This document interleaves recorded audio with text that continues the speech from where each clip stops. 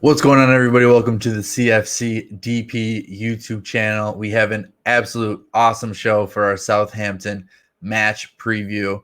We have Dan Hill from the Chelsea Social, the senior writer, on to discuss the matchup, what's going wrong with the Blues, and where they look forward after two tough defeats to Man City and Juventus. But first, we're going to play a short look-back clip from Chelsea Look Back. Chelsea Football Club was celebrating their 90th birthday. It proved to be a happy one as they scored 3 goals for the second time in a week.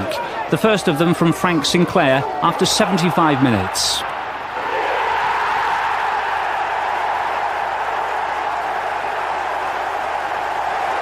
That goal looked to be enough for victory, but with 2 minutes remaining, Ruud Gullit, who'd had an outstanding match, scored his first goal for the club. A brilliant volley by Gullit, and it was matched moments later by Mark Hughes. Chelsea are up to 8th in the table, 1 defeat so far, but there's still room for improvement. An awesome video against Southampton. Look back. I believe that was Ruud's first goal, as he said in the video. So, an awesome. If you want to check out more of that content, Chelsea Look Back probably puts about 3 or 4 things on a day. An awesome Twitter follow as well. You can go ahead, check in the bio, and you can find all of his links and whatnot there.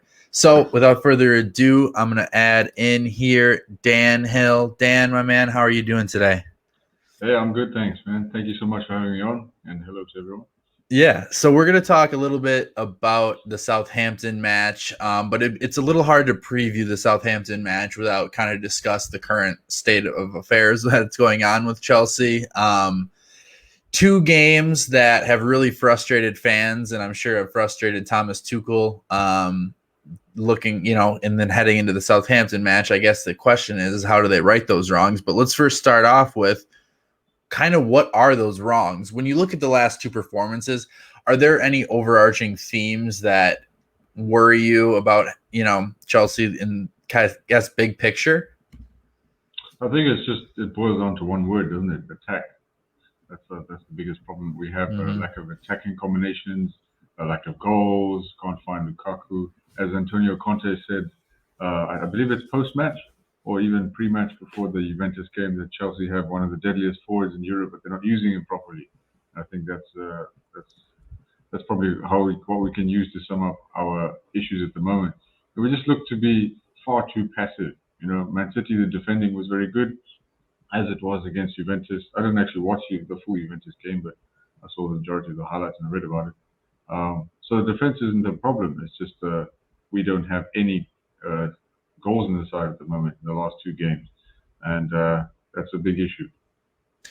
And I think that one of the overarching themes is that, our talent is able to rise us to the top against an Aston Villa, against an Arsenal, a Crystal Palace, if you will.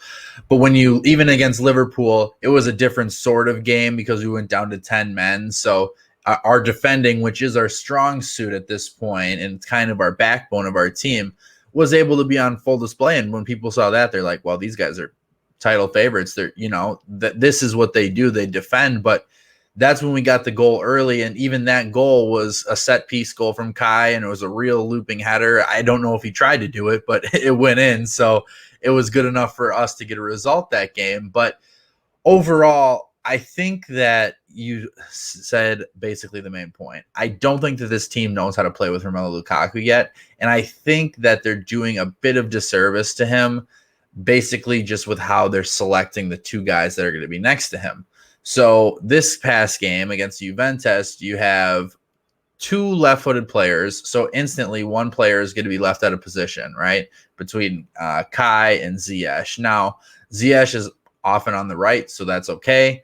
But they didn't really know when to make those runs when Lukaku was trying to be the target man in the box. Also, a big issue for that, I think, was a little bit of our setup against the low block. When the Lukaku gets the ball to his feet, he's got 4 midfielders in front of him, and he's got 3 center backs right behind him. I mean, there's only so much that he can do, and especially when those other attacking 10s, I would almost call it, against a low block, aren't making those deep diving runs. Do you think, Dan, that the selections have been not as great in terms of the starting lineups for Tuchel around Lukaku, because when I look at him, I don't know, and a lot of it also is because of injuries, Pulisic, Mount, and whatnot, but I don't think that he's really hit the starting lineup on the head yet. No. So I said that to me, the attacking around Lukaku is far too passive, and it's very unrealistic to expect even a striker as good as Lukaku to score off of one through ball. That's all he had. That's all he had against Juventus was one through ball. I mean, it was from Ruben. I may be wrong, but it was one that came off the side of his foot, went over the bar. But I think what I find is, if we look at maybe the Inter example, what Lukaku always had around him was a very deadly, almost second striker in Lautaro Martinez, who was able to either run beyond or drop deep or go wide or anything to create space for Lukaku. Now it's very difficult to do that in a low block, but at least when you have good runners or good players on the ball, even Martinez is good on the ball, what they can do is they can drop deep, they can occupy midfielders, they can pull a centre back out, and they can create some kind of space. And I noticed there were a couple of instances where there were spaces being created maybe by Ziyech and not so much by Havertz, but a lot of the passing from the wingbacks was also too slow. So you have like two very clear issues. One, a lack of space being created, and two, very slow passing.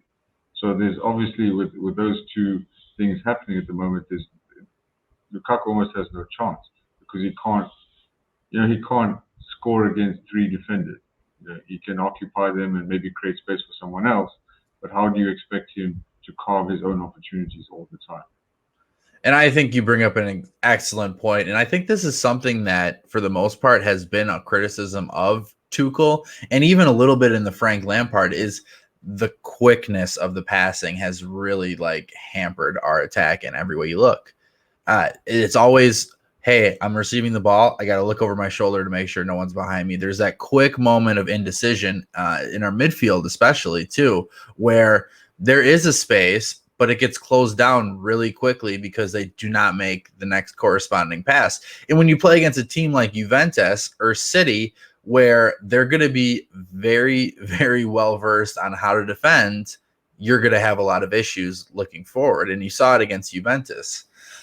So I think one of the more interesting issues that I've heard people talk about at this point is the wingback situation. I think that in an ideal world, that the creativity that we are going to have in our offense is going to be from the wingback position. It kind of just, when he chose our wingbacks against Juventus, when you had, Alonso on one end who really likes to cut inside, and then you have Aspie, who's not necessarily the biggest creator, I was a little concerned right then and there how we were going to be able to be creative, because overall, I think that's where a lot of our creativity comes from when you have Reece in there and whatnot. So I think, did you have an issue with the wingback selections against Juventus? Very much so, yeah. Because to me, there's a moment from the Man City game that encapsulates the problem with these two wingbacks. I love Aspie, and I think Alonso has been in very good form recently as well. But Aspie received the ball after we were down against Man City. He received the ball with a slight overload and a chance to put the ball in quickly to Lukaku, and he decided to take a touch, turn back, and pass it to Christensen. So this is the thing. These wingbacks are solid defensively, or maybe Alonso not so much, but Aspie is solid defensively, but their first thought is not to play someone in. Yeah. If you notice Reece against Arsenal, it's perhaps not really fair because Arsenal was very open and Man City and Juventus weren't. But Reece was creating overloads and he was very positive. And what happens the first time he creates an overload? He's able to pass the ball into Lukaku to make it 1-0. The second time he scores the second. So with someone who's quick and as good at defending and has a lot of energy, I think that is the ideal wingback to have in this kind of system. And that's the reason why I'd love to see Ben Chilwell play on Saturday, because I think he has a lot more pace. He's as good at defending as Alonso, if not slightly better. And I think having faster wingbacks would create a lot more of a positive attacking threat. Yeah, and I think that this was a pretty good game, interesting example why I think that you see Christian Pulisic and Callum Hudson-Odoi playing that wingback position, because Tuchel is demanding creativity from those positions. And when they don't get it, you're in trouble. And I think that's when you bring in Lukaku, and I think, okay, well, they're thinking, how can we best service Romelu Lukaku? And I think it was the wingbacks. I think when Tuchel sat down the first time and he's like, that's the plan. We're going to use the wingbacks. We're going to get balls in. They're going to make creative runs in. And then we have a lot of options when they get in that box. But if they're not doing that, you're going to see performances like we did against Juventus, where they're just going to be kicking the ball around and waiting for a moment of magic from Lukaku. And by God, he almost did it. It was really actually very close, that one shot that he had. But it's almost like, in some instances, you'll want I think like last year when you look at Chelsea overall, I think that the quantity of the attempts were so much. You could see Chelsea's XG, for example, and they had a lot of shots and whatnot, but a lot of those XG points came from the number of shots, not necessarily the quality of shots. I, at this point, would almost rather have a lot of quality of shots, because we have a guy that can finish it now down there. Rather, last year when we had Timo, we had a bunch of shots, but yeah, he's going to make 1 out of 20. So if you have Lukaku there, who's going to make 10 out of 20, for example, that's how you want to play. So you want to be a little bit more aggressive, I think, and a little bit more active. I mean, I think that's just kind of one synopsis of what I've learned this season is there's got to be opportunities for us to take chances. And I don't think that it just has to come from the wingbacks. I believe it can come from a midfield role. And I have one person in particular that I didn't expect to be in this situation, but is able to do that now, is Ruben Loftus-Cheek. And I think a lot of us were surprised when he did not start against Juventus after putting together a few really good cameo performances before that. So, Dan, I mean, do you think that Ruben is he's almost like a hybrid of all of our three main midfielders, to be honest with you? He does a little Conte, he does a little Jorginho, and he can do a little Kovacic. Do you think that Ruben might be a missing piece to kind of step in? And we're not talking every game, of course, but in a game against a low block where you need a little bit of decisiveness, I think Ruben could have done the job.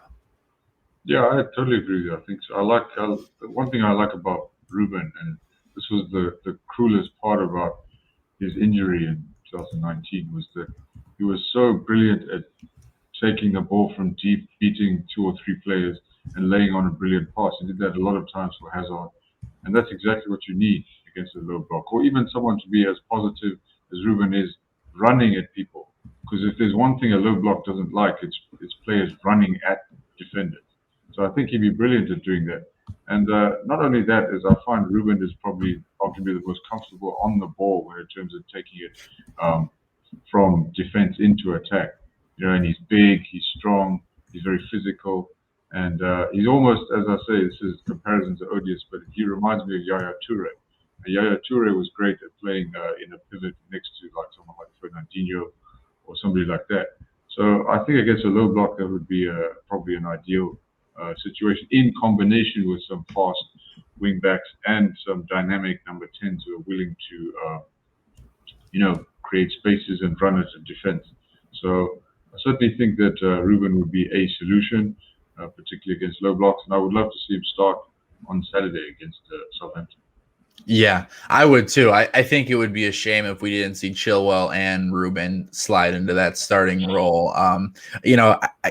It's kind of an incomplete from Chilwell for me in that performance. I don't think that he was necessarily outstanding, but for a guy that has played as little as he has, I guess, what do you really expect him to do in that situation? So I would expect him to get that Southampton start, definitely log some minutes, and then go into the international break, hopefully with a little more confidence, and, can get into training, get into first team training with the guys that are there, and kind of get it back into his role. Because I think that I think I've just had enough of Alonso. I know that people are on varying levels of him, but I think that kind of honeymoon start that he had is running a little bit out of pace now. And I think that there are certain teams where you can really succeed with Marcos Alonso in. against, but there's also teams where he cannot play.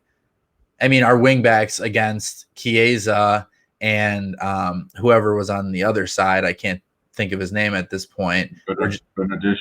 Yeah, they were getting smoked. I mean, they just don't have the pace to handle really fast guys on the outside. So you're going to need a Chilwell. So to have him ready is definitely a big shout for him to start against Southampton. So one other question that I want to ask, and I saw this on Twitter, and it really kind of made me think. At the beginning of the season, we were kind of, fresh off a Champions League, really excited, just signed Lukaku. A lot of our talk about Chelsea was the depth that we have, but yet a couple of injuries happen, right? And now you're kind of like, we need answers. We need answers at position. And injuries do play a role, but were we overrating a little bit more of the versatility about this team? Because I think versatility at certain points can be a hindrance. Like for Mason Mount, for example, I think that his versatility is almost a detriment to him, because I think that coaches use that as a way to take him out of his best position. But, on the other side of the coin, versatility is great, because if you have injuries and whatnot, you can switch and play players in those positions. But I guess the overall question I have to ask is how truly deep are we as a squad, do you think?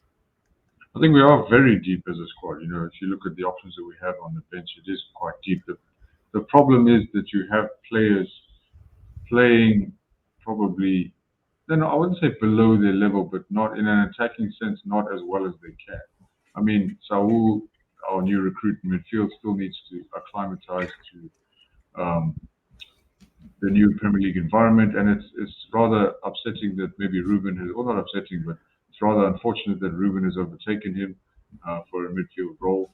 But I think we have a lot of depth. We have not found an attacking system that allows us to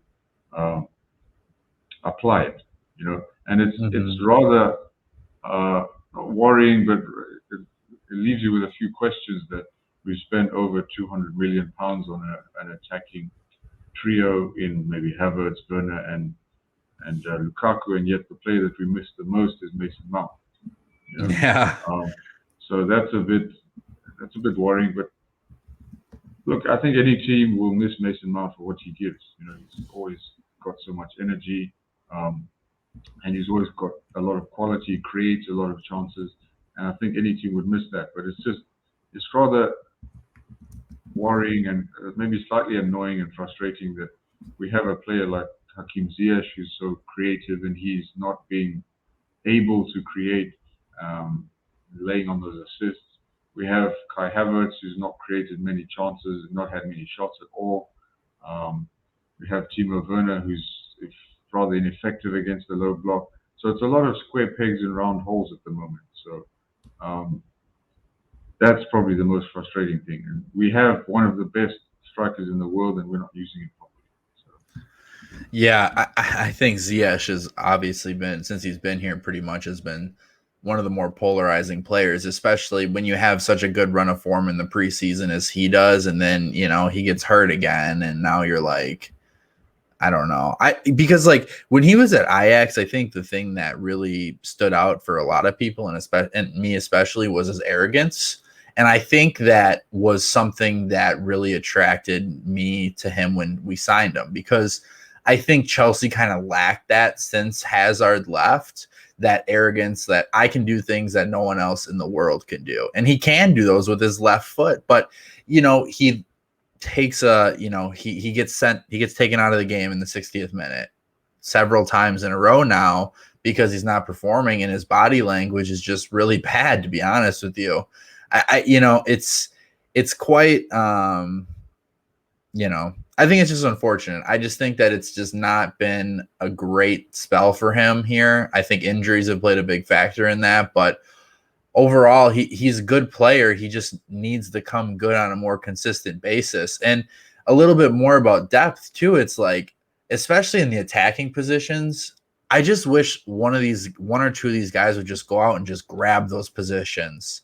There's no one, we have so many attacking players, but no one just wants to go and say, obviously Lukaku is going to be in there because he's Romelu Lukaku, but none of our players, even Mount, he had a couple bad performances, but I think he's pretty settled in that first 11. But I think that other spot, man, no one has just said, I'm going to take this. And injuries have played a factor in it. But, I think when Christian Pulisic comes back, and I have the Pulisic jersey back there. I'm American. Don't put any biases on me. But I think that game yesterday, I was just like, man, I think Pulisic could have offered something, because it's just, you need against a low block someone to run at that defense. You need to penetrate it, because people will react to when he gets into the box, or if anyone gets into the box. Do you have any thoughts on kind of Pulisic as a whole? Do you think, we haven't seen him in Lukaku yet at this point, really? Do you think that he could probably be a viable option when he gets back? Absolutely. I did say in a group chat to a couple of friends that if we had Eden Hazard from 2014 to 2019, I think we'd be the best team in Europe. Why? Because Hazard's so direct and can dribble. Now, Pulisic is not the same player. I'm not heaping that kind of pressure on him. But what he does do that's similar to Hazard is he likes the ball at his feet.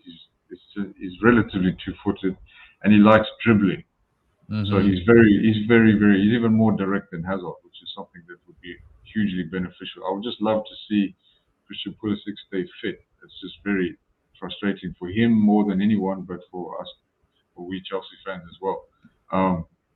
And yeah, certainly and I always say that Christian Pulisic has this lovely little box of tricks that you never know what's going to happen. And that's exactly what you need in an attacking set.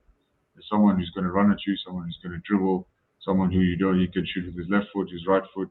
He can go to the byline, he can cut inside, he can go outside, he can go anywhere. So that's what I really like about Pulisic. And he did pretty well against Palace in the first day, in the first game of the Premier League. Even scored, and then he gets injured, so that's a little bit frustrating. But I definitely think, like you're saying, no one's really nailed on that sort of third attacking spot. And you get a lot of different players who can do different things, but no one who can really, take onus of that shirt. And Pulisic's got the number 10, so that's the attacking player's shirt. So I'd love to see him certainly hold down that spot. And it's not like he necessarily needs to get back to Project Restart form. He just needs to stay healthy enough where he's able to contribute on a more consistent basis, because now you have that world-class striker up there who's going to get the majority of the goals. But if you need someone to create and find him, I think Pulisic is apt at making those runs off the ball also, that I think would open up a lot of doors, and against the low block and not against the low block. Pulisic has scored a lot of goals where he's running to the back post. He's finding the space. And I think you need that directness and that aggressiveness, as you mentioned, to really, really, really put this squad offensively into a good place. So this is the Southampton preview. We haven't talked much about the game at this point. I think it's a dangerous game. I think that, this is a real important game before the international break to stop this downward momentum that's going on. And if you don't stop it, now you've lost to Southampton, and now it says, wow, we're in some trouble here. And albeit this is a Southampton team that held City scoreless at the Etihad. So, it definitely has plenty of attacking power, and is pretty stout defensively, relatively speaking. So when you look at Southampton, I'm not sure how much you've watched of them. I've caught some games and whatnot, but nothing too extravagant. It seems that they play a 4-4-2 as kind of their base formation. We're going to see Tino Livramento, which is going to be really exciting to kind of see him go against Chelsea. James Ward-Prowse as well is definitely always ready to put another moment of magic out there. But do you see any specific issues against Southampton that could cause Chelsea some problems? I think they're a very good pressing team. Very, very good. They adapted their system to play Man City. I believe they ran a 4-2-2-2. And that caused a lot of problems when it came to pressing City. And they had a very good defensive game. And I think they can play three at the back, and they can defend deep, or they can press us high. So they they could play against us like Man City can, or they could play against us like Juventus can. I'd probably lean more towards Juventus because Man City are the best pressing team in Europe, and they can sustain a pressing game for 90 minutes. Southampton can't do that. Yeah. And at some point we will find gaps and find holes. So I would expect them to sit very deep and make Chelsea play, and I think that's a bigger problem for Chelsea than being pressed all the time. Because our biggest problem against City was we didn't move the ball quick enough. Mm-hmm. I think that's something that we can fix.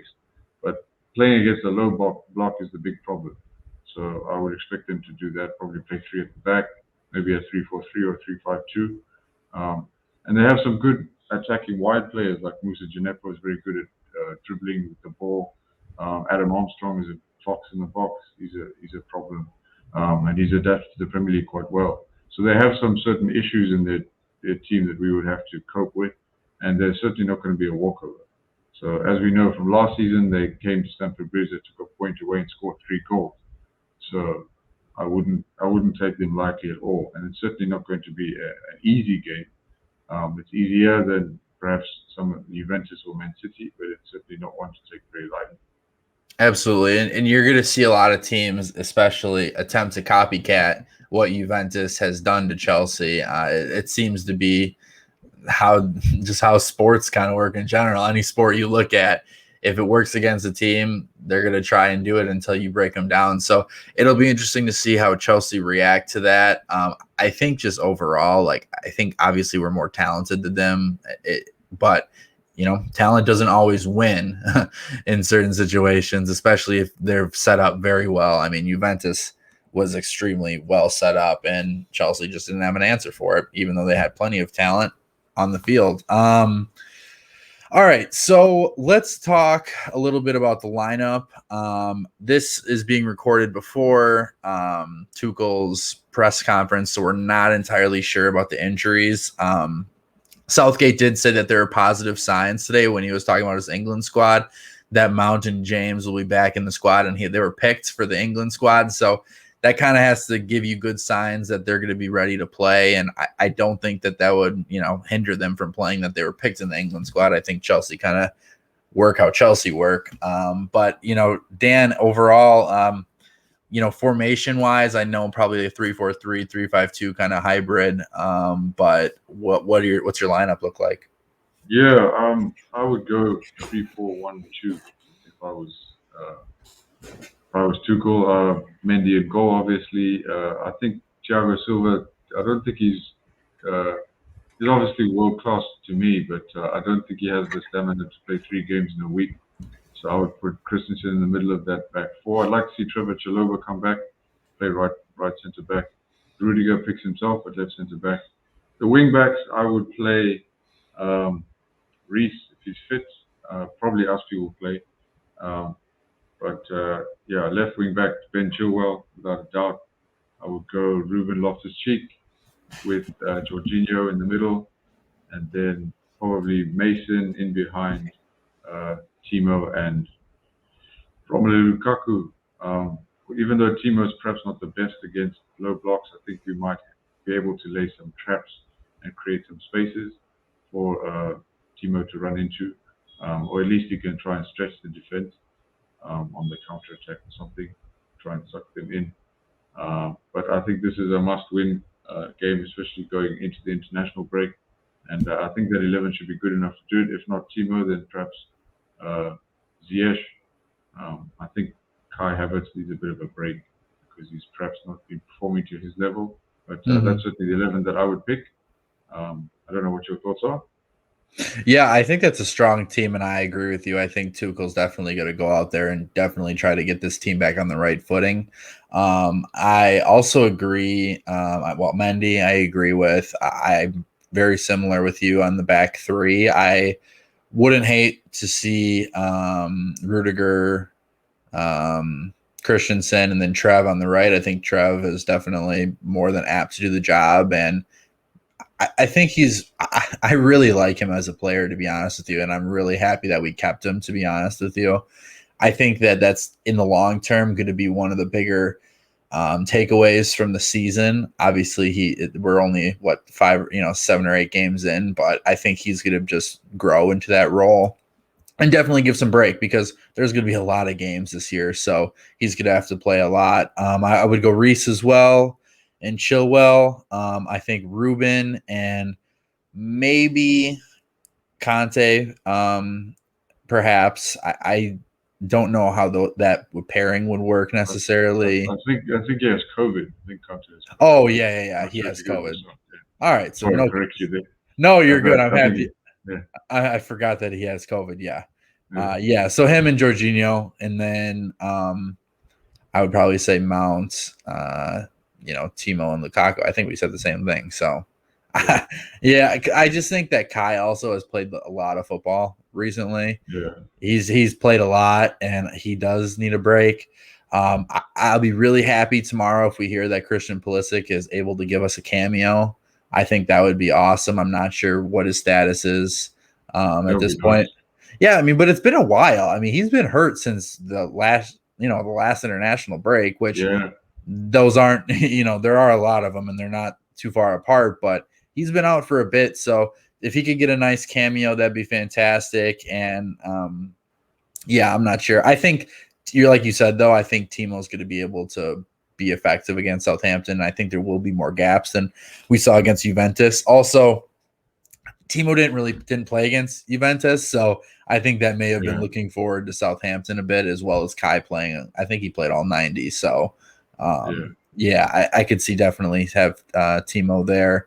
In terms of score predictions, I think I'm going to go maybe 2-0 Chelsea, 2-1 Chelsea.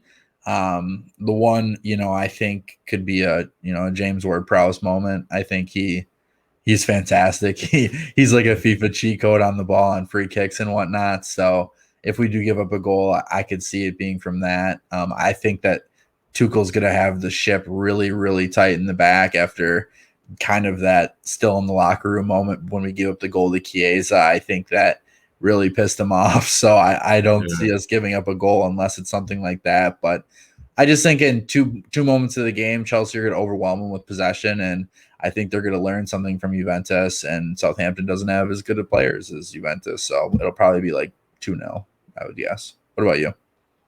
I think I'm hoping more than anything just to see some attacking football. I don't want to be tearing my hair out for 90 minutes, hoping and praying for a quick pass or something. But I think if we manage to open up their defense, I reckon it could be a 3-0.